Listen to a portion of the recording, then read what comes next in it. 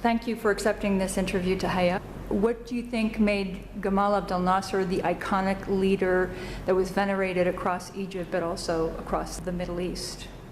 I think that Gamal Abdel Nasser was an iconic leader because he embodied the hopes and dreams and aspirations of the Egyptian and Arab people in a very important context, in a colonial context. And he reflected the hopes for independence, liberation, Arab unity, social justice, not only in this colonial context, but also afterwards.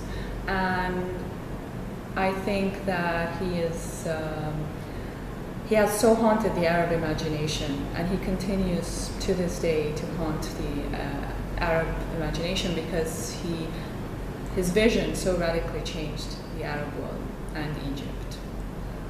And we still feel the presence of his ideals. Now, how would you describe your grandfather, Gamal Abdel Nasser, being a family member? Gamal Abdel Nasser was a very charismatic and powerful leader. And he was an Arab hero to many Arabs, not just Egyptians, over time. I would also describe him, I haven't seen Gamal Abdel Nasser, but I would describe him from the stories I was told and from the memoir, from my own father. I would describe him as a very kind and supportive and loving father and also husband, as we see in the memoir. And I grew up with so many interpretations of Gamal Abdel Nasser, but from my life and from my family and from what I have read, I can feel and sense that he has been an Arab hero. He's been very charismatic, and I've also seen his speeches, been very influenced by him. What is the decision that Gamal Abdel Nasser was best remembered for? I would say that he was best remembered for the nationalization of the Suez Canal. This was a very important turning point for Nasser, and it's after the nationalization of the Suez Canal that he was seen as an Arab hero across the Arab world, and he was also seen as a very important figure on the global stage. So I think that this decision had also announced the beginning of his policy in Egypt and the Arab world, this freedom from foreign influence and imperialism. I think it would be one of the greatest achievements because I see many of his achievements, I think, influenced and benefited Egypt and the Arab world. So I would say that this was one of them. What would be the one decision that he made that you think he's been the most criticized for over time?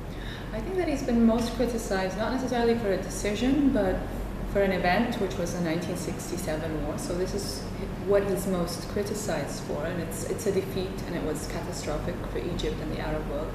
But I don't think it was necessarily his decision, because he was at the center of political and economic forces that really shaped the Arab world then, and he was very much struggling for Egypt and the Arab world. So I would say he's mostly criticized for this, and often I think it was the defeat was very much devastating, but I think much of the criticism is unfounded because he also took responsibility for 1967, and we saw really the crowds of people that poured out into the streets of Egypt and even in the Arab world, and how they responded and reacted to Nasser's decision to resign. Nasser's wife, Tahia, who writes the memoir, seemed like a very understanding, supportive, discreet, and even at times shy woman. What would be an accurate description of her? In my opinion, and based on my knowledge of my grandmother, I would say she was intensely private. She was also, from stories that she would tell us in the family, she was always at the side of Gamal Abdel Nasser. And after his passing, she was very devoted to his memory. And we see this in the memoir. She's very devoted to his life and his memory, and also she is, in addition to this, we see that she's a very strong woman. We feel the strength and the endurance, because for her the years after Gamal Abdel Nasser were very difficult, and she always, I think, focuses on that in the memoir, that she led a very difficult life after Gamal Abdel Nasser, and she always struggled to tell his story and in the way that it really happened, because there were so many changes to the story of Gamal Abdel Nasser in that decade in the 70s.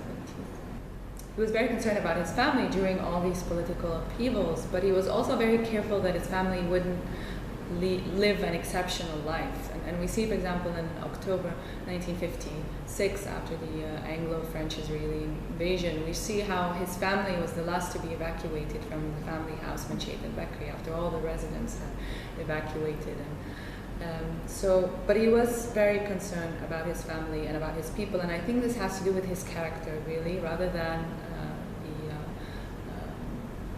the Arab man and in Arab culture, because I could sense, and knowing him and knowing all the stories and also reading the scenes in the memoir, and also I could see some parts of my own father in him, and I could sense that this was his character. He always felt concerned and burdened by the problems of his country and his family and his people, and he very much, for example, when he's in the build-up to the revolution, Tahia didn't know that there was going to be a revolution on the eve of the revolution, and we see that in the memoir. And also, for example, when he's questioned by the authorities before the revolution, he doesn't want her to know, because he doesn't want her to be troubled at that point. Is there something about your grandfather that you did not know that you discovered while you were editing the manuscript? There were many things that I did not know, so there were a few surprises for me. Like any reader, I knew the historical facts. I also knew some of the stories that were told by my grandmother, like a story of the eve of the revolution, but I always imagined my grandmother in the sitting room in Manchet al-Bakri when she told the stories, when actually, as she tells us in the memoir, it was in the Abbasiyya flat. So the way I had imagined it was very different. But also, there were so many things about my grandfather's character that I also discovered reading the memoir. And I could also imagine his voice and his expressions and his humor. And as I said, I could also imagine the president I had seen during his speeches in The Husband and the Father I read about in the memoir. What did you find challenging while working on the manuscript? I really approached it as a creative work, and I felt it allowed for so much creativity and freedom.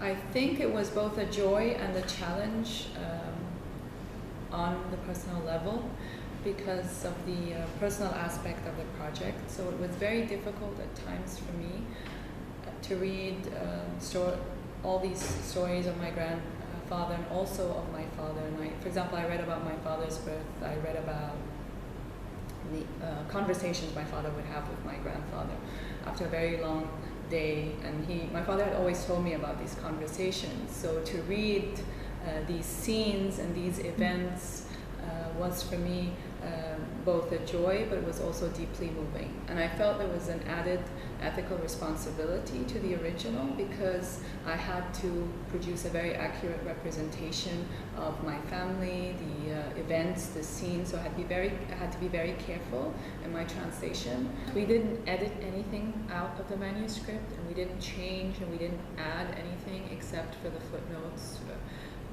for explanation of context. And we were very careful that the text would be the same in both the Arabic and the English, so that it would be an accurate representation of the Arabic. And it does not depend on the audience. It is the same for both a local and an international audience. There were over 100 photographs, many in color, and some of them have never been published before. We included so many photographs that show the private life and the public world of Gamal Abdel Nasser. And some of the photographs, the way in which we presented the photographs was that we focused on the private life, and then we included photographs that show Gamal Abdel Nasser with world leaders.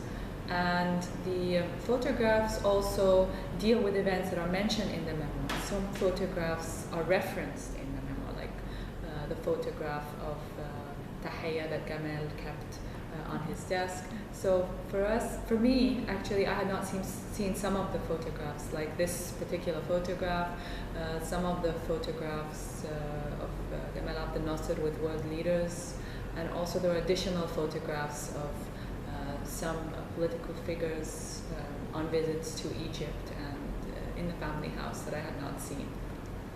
We were selecting from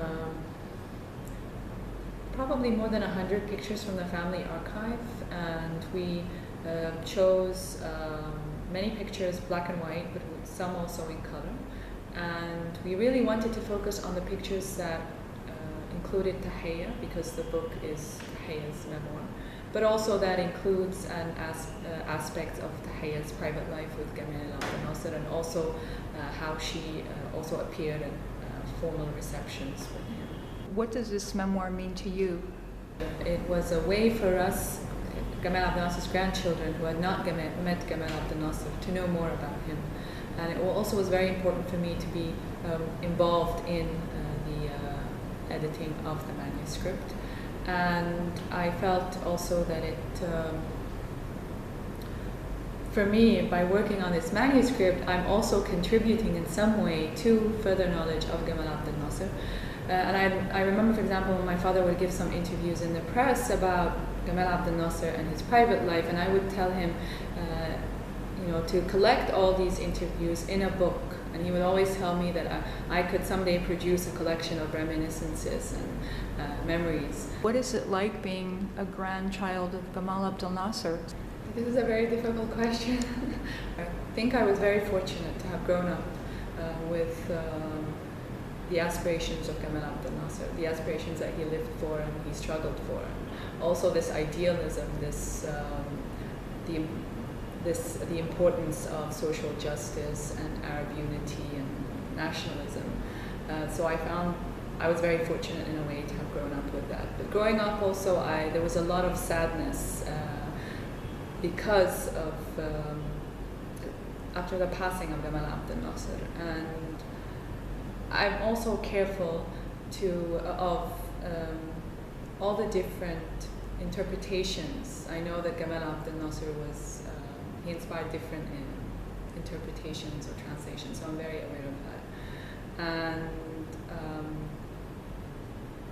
for me, I feel that both that this is my own cultural inheritance, and he has been a great inspiration to me in my life. I think his commitment to Egypt and the Arab world, and also to the social justice, which is something also that we still feel today, and we could hear the slogans during the January 25th revolution, bread, freedom, and social justice. So I think this is very much still present today in Egypt. How popular do you think Gamal Abdel Nasser would be today in Egypt's present political context? I think that in Egypt's present political context, and also in the Arab world, I think there's a nostalgia for all the ideals and dreams that Nasser stood for. And I think we very much feel his presence today in the Arab world. And as I said, we could, in the slogans for the Arab revolutions, we could see the pictures of Nasser in Tahrir Square in Tunisia. So I feel that there's this longing and this nostalgia for everything that he stood for in his context. And also there's this kind of, in Egypt, I think particularly this sense that there's a longing for the renewal of Egypt's important political role on the global stage. And I think especially after the failures of last year, we have this longing for Egypt's greatness again.